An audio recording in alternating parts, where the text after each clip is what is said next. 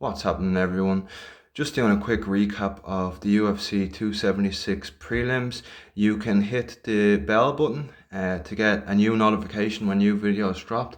And if you haven't already subscribed, what on earth are you doing? It takes 2 seconds. Let's get on to business, shall we? UFC 276 prelims.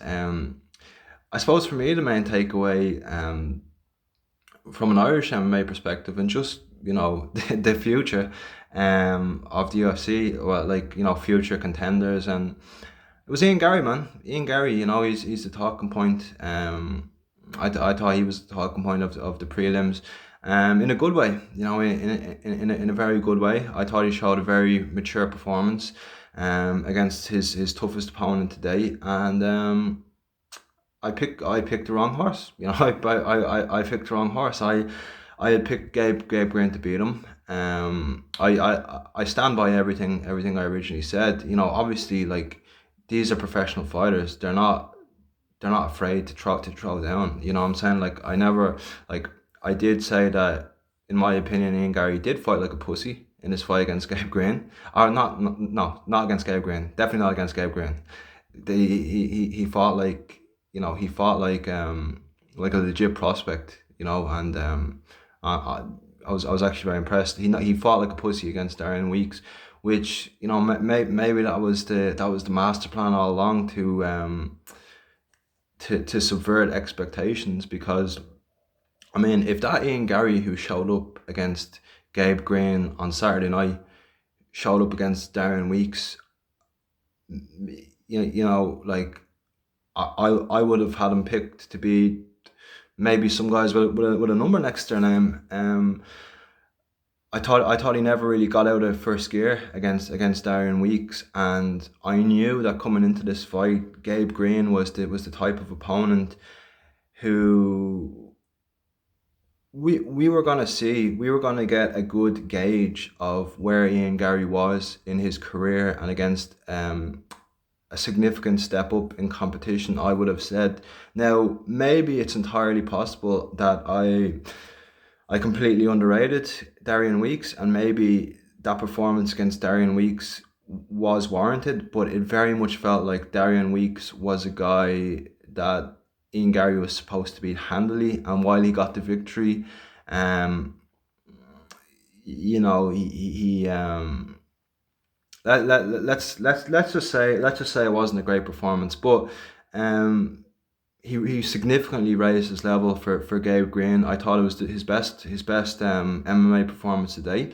I thought he beat Gabe Green more convincingly than Daniel Rodriguez had beat Gabe Green. I also thought he beat Gabe Green more convincingly than he beat Darian Weeks. And, I mean, take nothing away from Gabe Green. Gabe Green is a tough guy. He is a good level of opposition. And I knew that it was gonna bring something out of Ian Garry that was gonna show us if he was all talk, or if he was legit, if he could be a prospect in the division. And he passed it with flying colors. And that's the thing, like, about this channel. When I'm breaking down videos, I have to give my opinion. I have to give my opinion on who I think is, because you're always gonna have to pick who you think is gonna be the winner and who you think is gonna be the loser.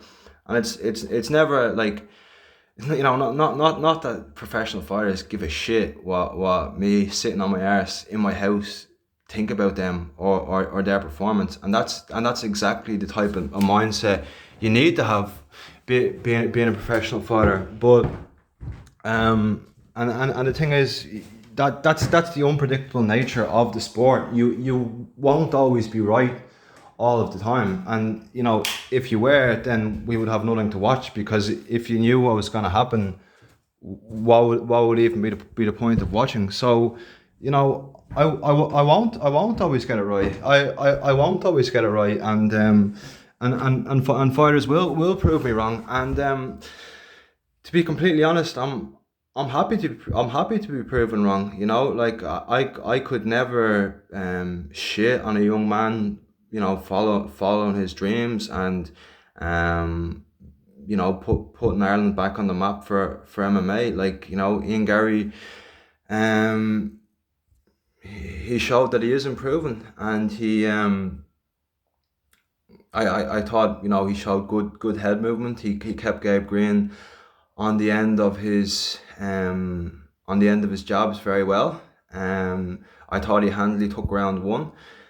Just in like, I remember like watching that fight, and then in my personal opinion, I might have given I would have given the edge to Gabe Green in round two. I just thought he hit Ian Garry with the heavier shots, but make no mistake, like the rounds Ian Garry won, in my opinion, rounds 1 and 3, he won those rounds far more convincingly and far more decisive than Gabe Green. I thought he clearly won the fight. I thought he clearly won rounds 1 and 3, and I want to be very clear about something. Like I could never be a hater towards a professional fighter. There was never any. It was never coming from any sort of place like that.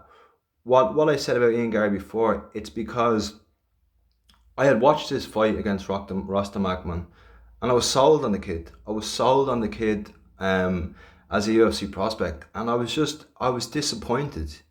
I was disappointed as a fan from his performance against Darian Weeks. However, the kid's a winner. The kid knows how to win. He knows how to win fights. He's 10-0. He's 10-0, and that was his best performance today. I thought, he didn't get hit too much. He showed that he can be a sniper when he needs to be. He showed that he is improving his game, his all round game. Out in South Florida with Henry Hooft. I mean, he has the best training partners in the world. Like he's in the gym every day with the likes of Gilbert Burns and Robbie Lawler and Vicente Luque. Of course, when you're rubbing shoulders with those, legends, your game is going to improve significantly. The kid's only 24.